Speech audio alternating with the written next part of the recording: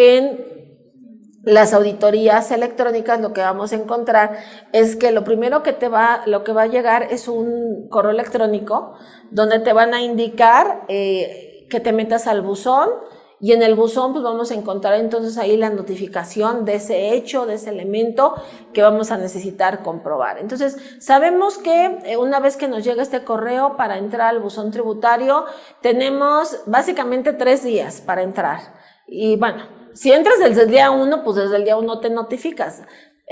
Tienes 3 días, si no entras después de 3 días, al cuarto el sistema automáticamente te da por notificado. Entonces, no es lo mismo encontrar en el buzón tributario información en el apartado de comunicados o mensajes, porque esos son solo eso, invitaciones, mensajes, a encontrar algo que diga notificación. Eso ya es un acto legal, y entonces al entrar, por ejemplo, aquí en pantalla a descargar la notificación, pues vamos a ver que aparece el documento fundado, te van a indicar en qué consiste lo que se te está solicitando, pero obviamente ese documento viene acompañado de la preliquidación, de varios documentos anexos que vamos a tener que aclarar, y algo interesante, para poder abrirlos, ¿qué te va a pedir? Tu firma electrónica avanzada. Entonces, es muy importante comprender que en este mundo digital siempre va a ser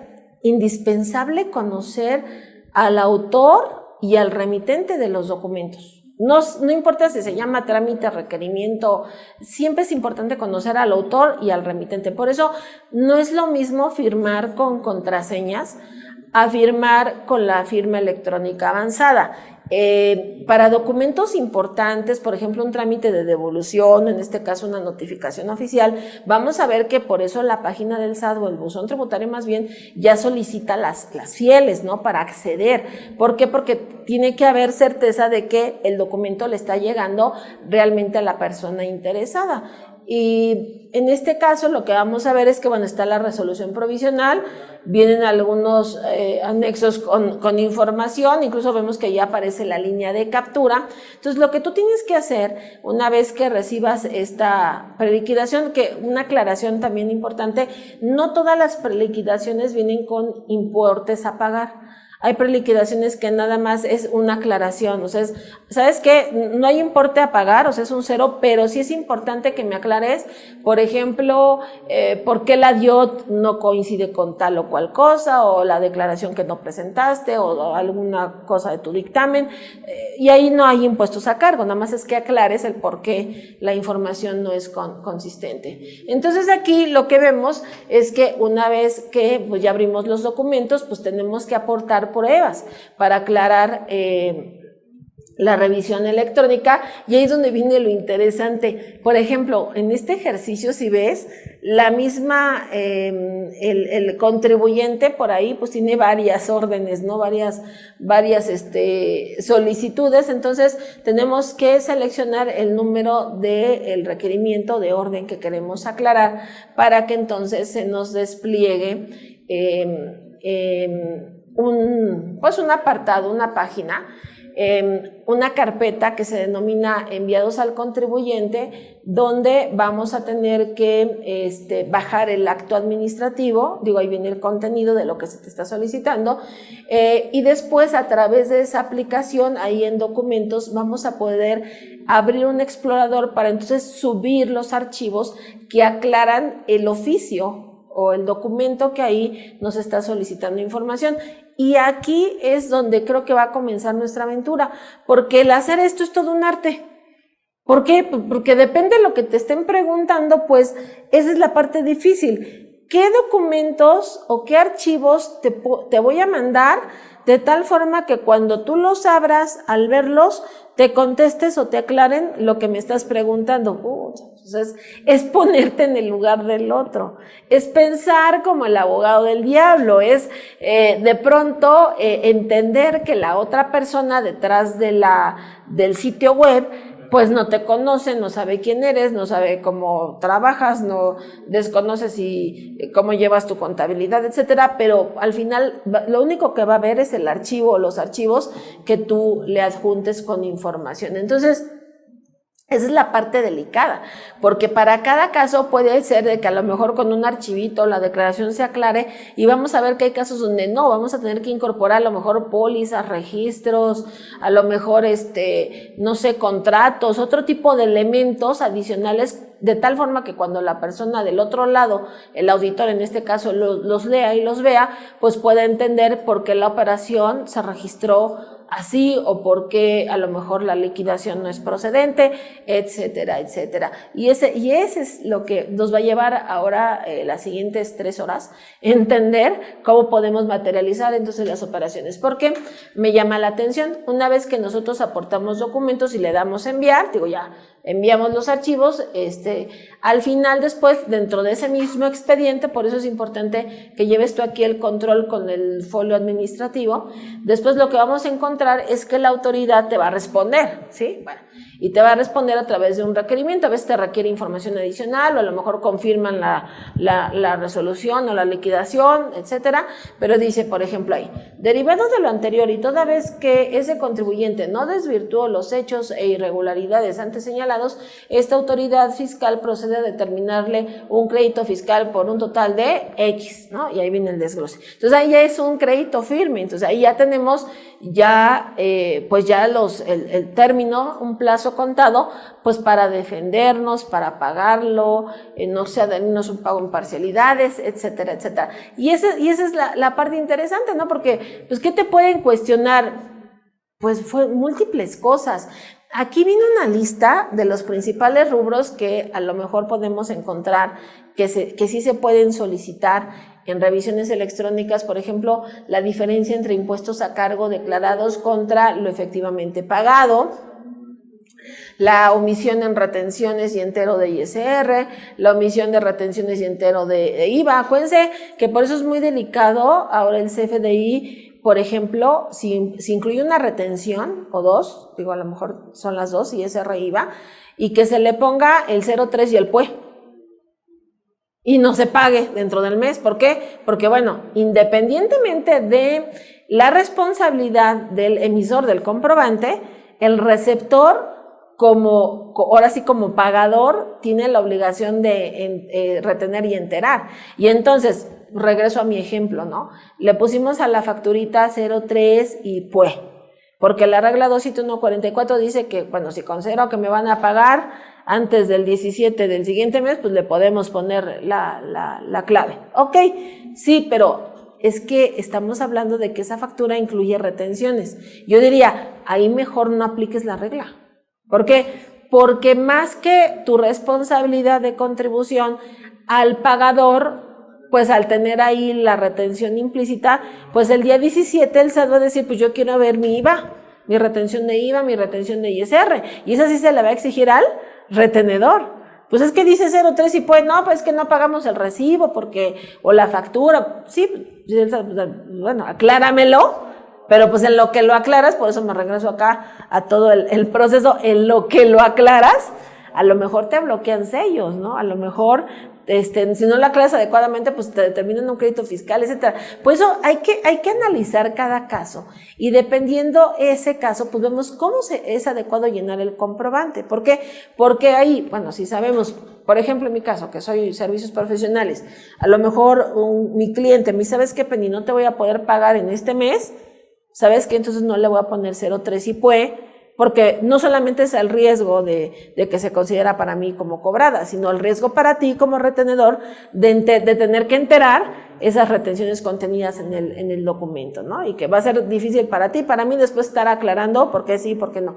Por eso hay que considerar que cuando se manejan las retenciones, siempre tenemos que observar esos requisitos adicionales para poder acreditar, por ejemplo, el IVA retenido. Y un requisito, pues, es que la retención se entere en término y plazo. Entonces, ese tipo de cosas son las que a lo mejor me llevarían a mí a tener otra clase de tratamiento, por ejemplo, con un CFDI de una persona física o moral que incluye una retención.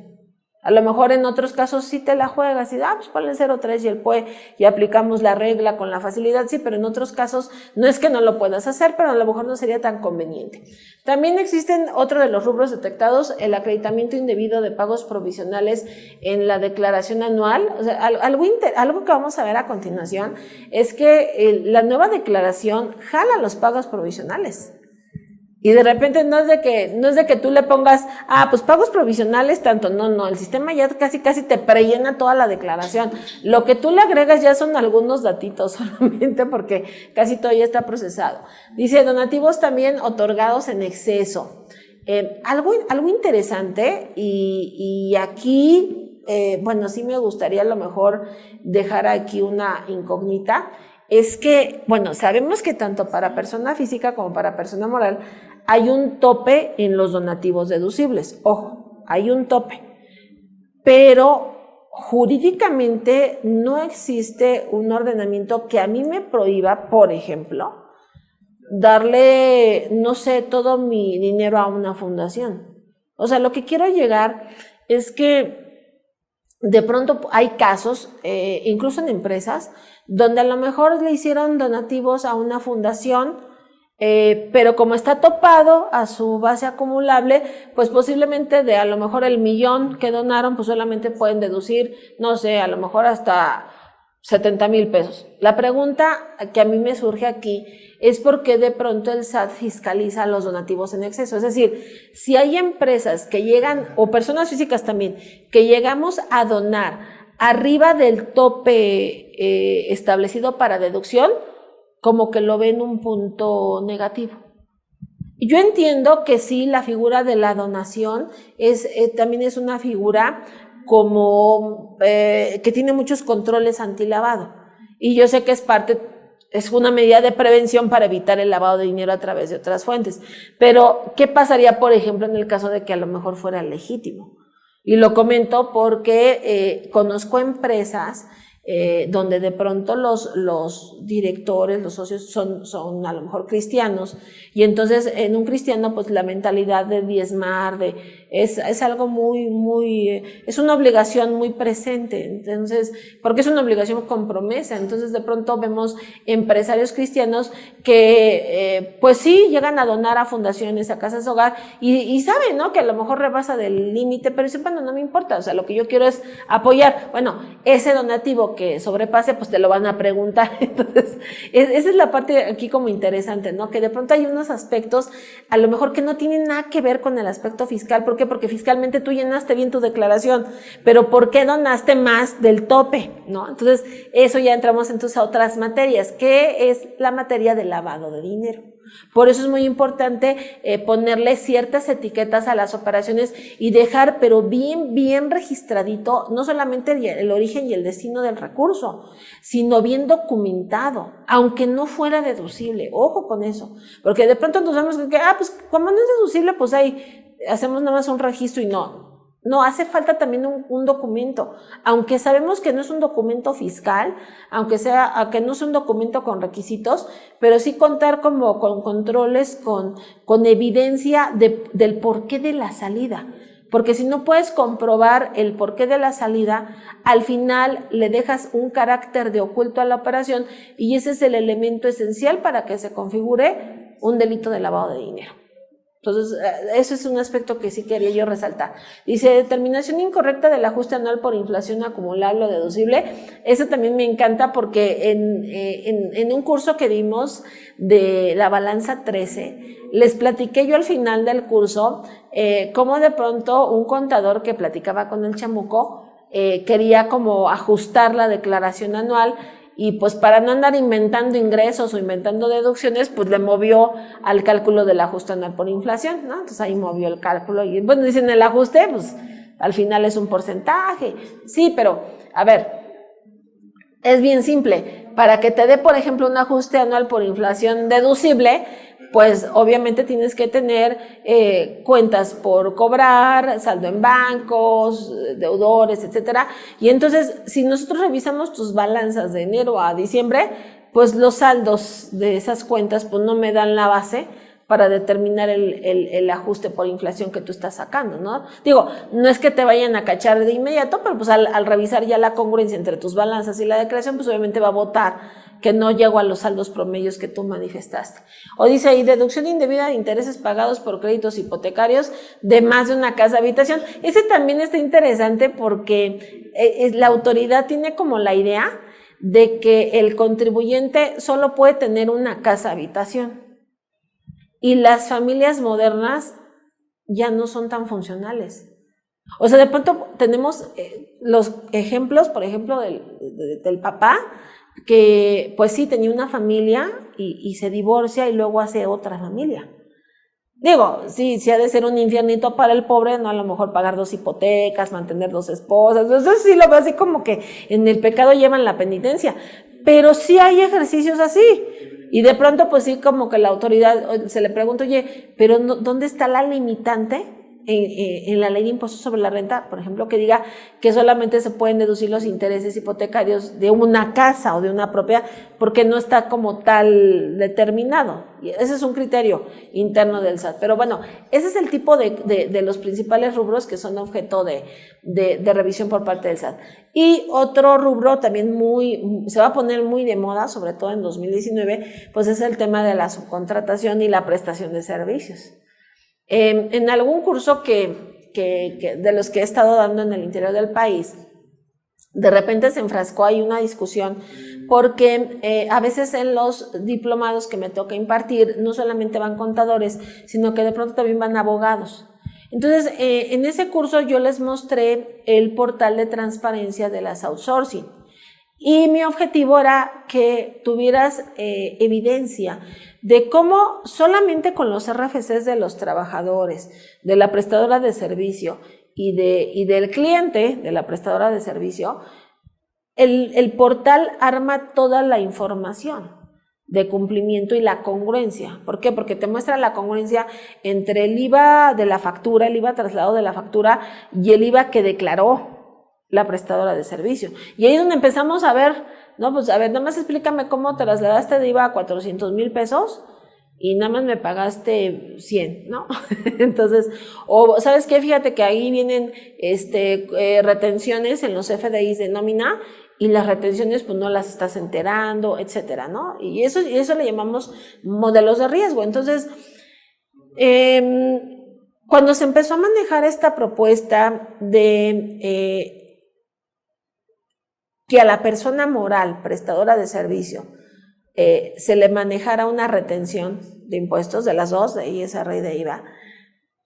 Bueno, aquí concretamente yo creo que la más importante va a ser la del IVA, pero bueno, cuando se empezó a manejar esto, mucha gente criticó la propuesta que inicialmente fue de la Prodecon, porque decían que con la retención de impuestos a las empresas prestadoras de servicio, pues no se iba a detener el tráfico de comprobantes. Y en eso, créeme que yo coincido, porque he conocido casos de despachos de tráfico de comprobantes donde gente que interviene como asesor en el despacho tiene familiares o cónyuges que están dentro del SAT. Y entonces de pronto, pues por ahí te explicas, por ejemplo, cómo la esposa de cierto abogado, de cierto despacho, le pasa los tips de las empresas que están perdiendo para que el despacho lo compre las empresas con pérdida y aproveche las pérdidas para vender facturas. Pero ¿saben qué es lo triste? Que de pronto, entre todo mugrero, por así decirlo, pues también están involucradas muchas instituciones, secretarías de Estado, oficinas gubernamentales, donde literal, una vez que cierran la operación, pues al final, pues se le tiene que regresar el efectivo, ¿no? Al ente que está comprando la factura, y así, o sea, es así, portafolios, sobres con dinero, así como de películas, ¿no? Había un caso donde incluso me llegaron a documentar un camión literal de transporte de valores con todo el efectivo recaudado de varios meses, ¿no? De esta venta de facturas. Entonces, me decían varios abogados, es que sabes que, Penny, con la retención del IVA no se va a evitar o a detener el tráfico de comprobantes. Bueno, ¿quién te dijo que el propósito de la iniciativa sea evitar el tráfico de comprobantes? Lo que ellos quieren es recaudar. Y entonces a lo mejor tú sigues en tu relajito, pero mientras a mí me llega el IVA, porque no les está llegando la recaudación de IVA. Incluso ese es un problema de las outsourcing. Las sanas son las que enteran su contribución. Las agresivas son las que no enteran, y entonces van por las agresivas, por las que no les está llegando la recaudación a la autoridad.